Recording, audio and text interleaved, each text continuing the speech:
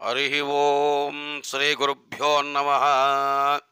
త్రయంబకం యజామహే సుగంధిం పుష్టివర్ధనం ఉర్వారుకమివ బంధనాన్ మృత్యోర్ముక్షేయమామృతాత్.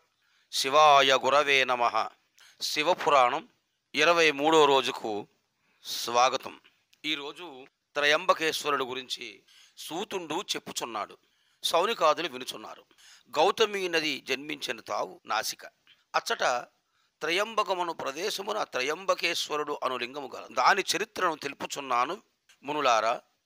పూర్వమందు గౌతముడు సిద్ధి జనార్దన తీర్థమందాశ్రమం ఏర్పరచుకుని పార్థివలింగమున అహల్యతో కూడి సేవించుచు భక్తి తపోనీతితో జరిపించుచుండెను. కొంతకాలమునకు అనావృష్టి దోషము చేత వర్షములు లేవు, దానములు చేసిన పంటలు లేవు. అందువలన కరువులు సంభవించను. గౌరీశంకరులను గౌతముడు ప్రార్థించి సదా జలము నుండు అక్షయ జలము తటాకమును సంపాదించి ఆశ్రమునందు శిష్యులతో సుఖించుచుండెను. తక్కువ గల ముని బృందములు గౌతముని ఆశ్రమ విశేషములను తెలుసుకుని అచ్చట తటాకమును జలపూరితమై ఉండుట గమనించి అచ్చటనే తన ఆశ్రమంలో కూడా నెలకొల్పుకుని ఉండిరి. తన ఆశ్రమముందున్న మునులను కాపాడుటకై కాళీదేవతను గౌతముని ప్రతిష్ఠించాను. మునులందరూ పరమానందముతో సుఖించుచుండిరి. గౌతముడు తన ఆశ్రమునకు వచ్చిన వారినందరినీ గౌరవించి ఆదరించుచుండెను. విధికృత్యముచే మునులందరూ చేరి ఒక యాగాలోచన కావించిరి. మునులారా, గౌతముడు మిక్కిలి గొప్పవాడు. గౌరీశంకరులు ప్రార్థించిన అక్షయ జల తటాకము ఆశ్రమమునందు కలిగి ఉన్నాడు.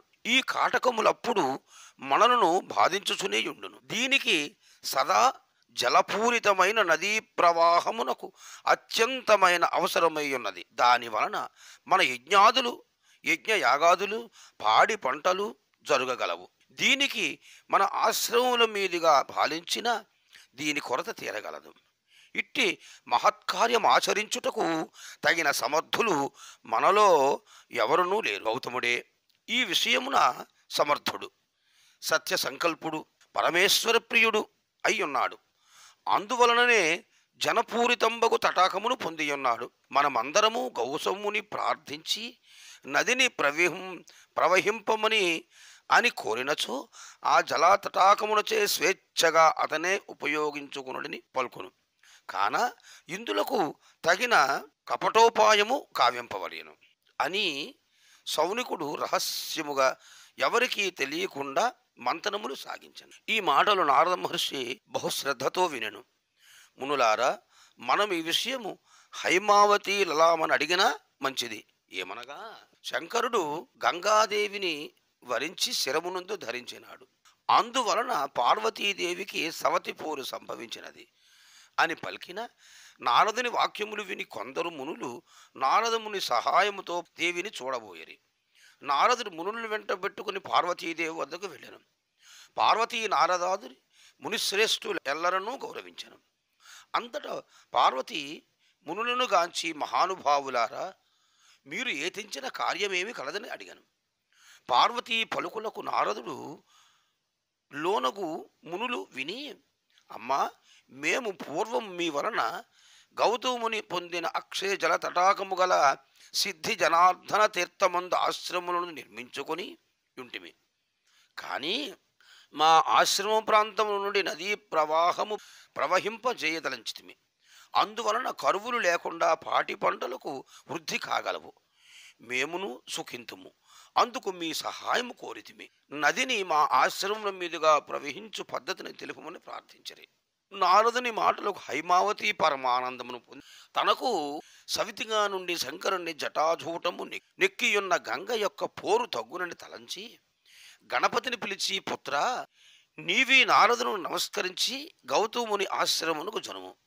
అచ్చట కపట గోరూపదారుడవై సంచరించు. మునులు చెప్పిన రీతిగా వారికి సహాయమునరించి రమ్ము అని పలికి పంపెను. నారదులు గణపతిని వెంటబెట్టుకుని మునులున్న గౌతమ ఆశ్రమమునకు వచ్చి మునులతో పార్వతీదేవి చెప్పిన పలుకులను చెప్పగా మునులందరూ ఆనందముందిరి. అంతా వారా గణపతితో ఇట్లనిది, గణపతి, నీవు గోరూపమును ధరింపుము. గౌతమ ఆశ్రమున పండు నివ్వెర ధాన్యమును తినుచు. గౌతముడు ఆగ్రహించిన చేటుటకు వచ్చిన తోడనే నీవు ప్రాణములు వదిలినట్లు నటన గావించి ఈ దారిని నీవు వెడలిపొమ్ము అని చెప్పిరి. గౌతముడు నిత్యము ఉదయమున కాకమునిపే కాలకృత్యములు తీర్చుకుని నివ్వెర ధాన్యమునందు పొలమునందు జల్లాను. 2 జాములు నివ్వెర ధాన్యములు మొలచి పంట కోతకు అనుకూలమగును. గౌతముడు ధాన్యములు తెచ్చి భార్యకిచ్చును. తోడనే ఆమె వంట చేసి మునులకు భోజనము పెట్టి తాను భుజించుచుండెరి.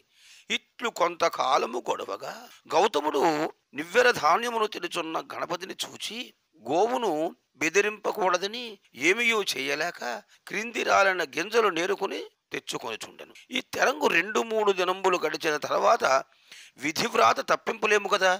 గౌతముడు ఆగ్రాహితుడై గోవును తరిమి బెదిరింపక నిమిత్తమై ఒక గడ్డి పరకను విసిరెను. గడ్డి పరక తగలకుండానే గోవు మరణించెను. గౌతముడు భయముతో గోహత్య తగిలినదని తెలుసుకుని గౌతముడు మునిపుంగవులకు దరిజని, ఆర్యులారా, నేను ఎరింగి కొట్టకుండానే గడ్డి పరక విసినంత మాత్రమున ఆవు ప్రాణములు విడిచెను.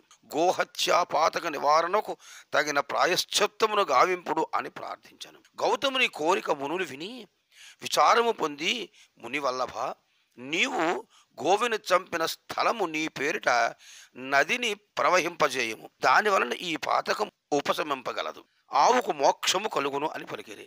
గౌతముడు వారి మాటలు విని, నేను పోయి నదిని కొనివత్తునంత వరకు ఇచ్చటనే మీరందరూ ఉండు అని చెప్పి శిష్యులను పిలిచి ఇంటగల అగ్నిహోత్రాదులు జాగరూకతతో చూచుచుండమని నియమించి భార్యా సహితుడై యోగబలముచే నాసికా తీర్థమును చేరి శంకరుని పార్వతీ గురించి తపంబు ఆచరింపగా శంకరుడు ప్రత్యక్షమై, గౌతమ ఋషి, నేనొక నీటి బిందువును వదులుచున్నాను, ఇది నదీ ప్రవాహమై నీ వెంట రాగలదు. నీవు గోహత్యాపాతకమును పోగొట్టుకును. నీవు నివసించు సిద్ధి జనార్దన తీర్థము వృద్ధి కలదు, విఖ్యాతి కలదు, నందగలదు అని పలికి అంతర్హితుడయ్యను. గౌతముడు శంకరుని పలుకులకు ఆనందము పొంది, మీరు ఈ తీర్థమునందు త్రయంబకేశ్వర రూపమును నివసించి భక్తులను పాలింపమని ప్రార్థించాను. గౌరీ శంకరులు గౌతముని కోరిన వరములిచ్చిరి. మునులారా, ఈ ఈశ్వరుడు తన్ను సేవించుచు వారి పాపమును తొలగి ఇష్ట కోరికలను తీర్చి పాలించుచుండ. గౌతముడు గోజీవులను బాపిన స్థలమందు నదిని కొనిపోగరాగా మునులు సందర్శించి, గౌతమ, ఈ నదిని సముద్రంలో కలియున్నట్లు చేయము, గౌతమి నది అని పేరిట ప్రఖ్యాతి గొలగజేసి గోప్రాణ త్యాగ ప్రదేశమున ప్రవహింపజేసి తిని కాన గోదావరి అనియు కీర్తి కలుగచేసి సుఖింతువుగాక అని పలికి గౌతముడట్లే గావించను.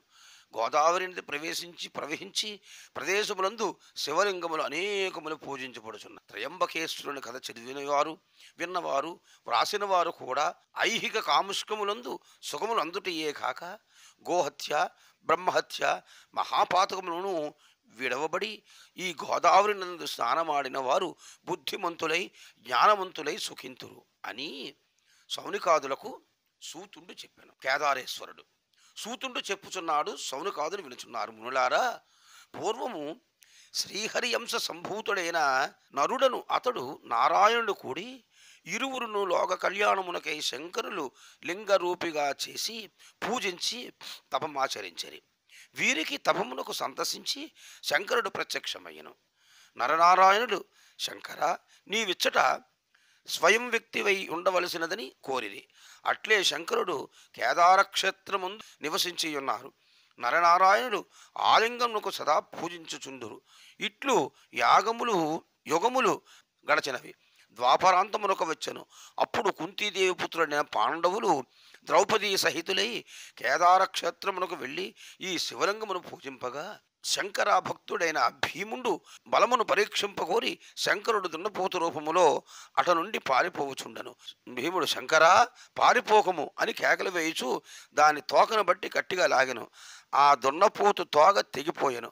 ధర్మరాజు మిక్కిలి భక్తి గలవారే ఆ తోకను కేదార క్షేత్రం నందు లింగముగా చేసి పూజించి విచారమును తొలగించి సుఖముగా నుండిరి. కేదారేశ్వరుడు దున్నపోతు రూపమున పారిపోయి నేపాళ దేశమందు దున్నపోతు ఆకారములోనే లింగాకారముతో నుండెను. అందరూ ఈ లింగమును పూజించి సుఖించిరి.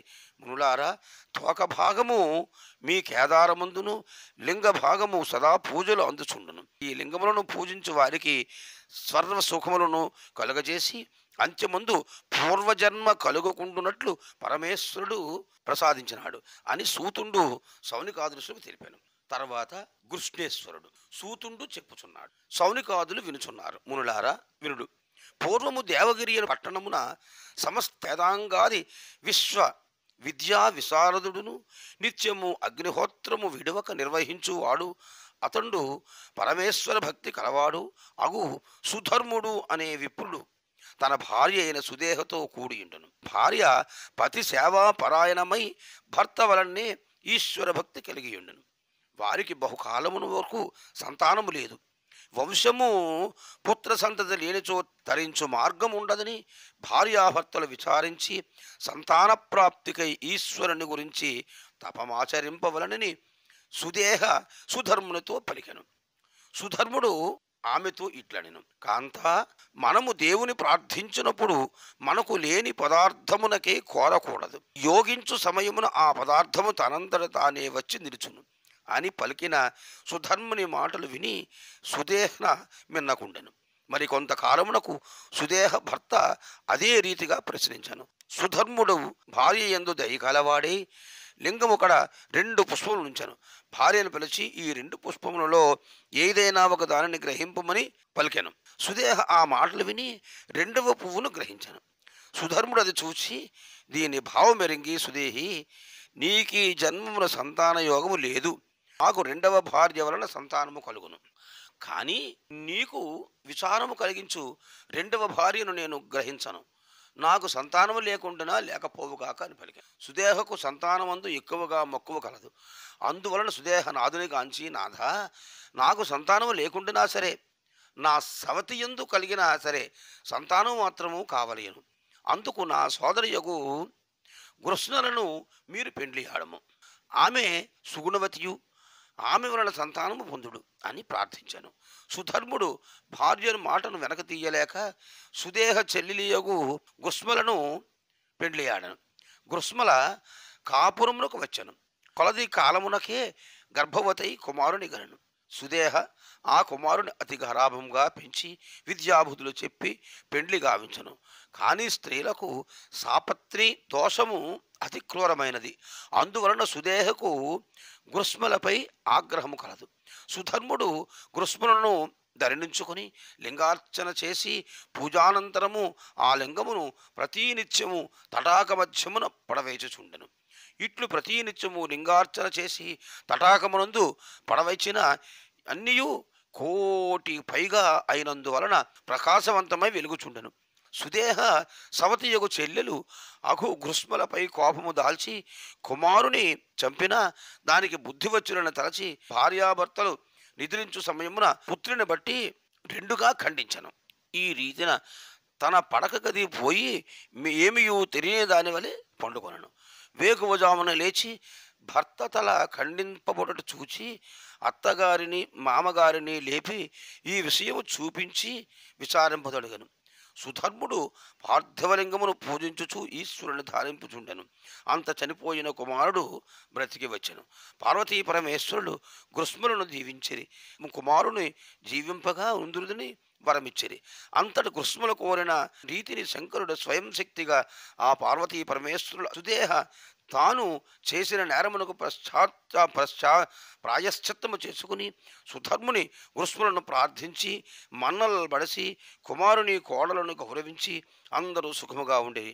ఈ కథను చదువువారులకు వినిన వారులకు స్వవిధ విచారములకు వినాశనమగును అని సూతుండు సౌనికాదులకు చెప్పెను. స్వస్తి. ఓం సహనా భవతు సహనౌ భునక్తు సహ వీర్యం కరవావహై తేజస్వినావధీతమస్తు మా విద్విషావహై. ఓం శాంతి శాంతి శాంతి. సర్వే జనా సుఖినో భవంతు, సమస్తా లోకా సుఖినో భవంతు. తథాస్తు.